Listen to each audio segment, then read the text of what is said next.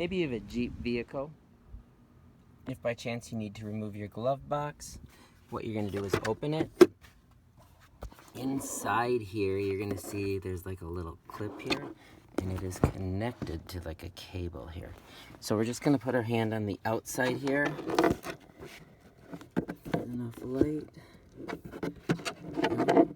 So we're just going to pull that cable back and out. Then there's going to be a little tab right here. So we need to push that in and pull down, and now you're going to see this. Pull up, come to the other side, and it will drop down, and then you can get in here.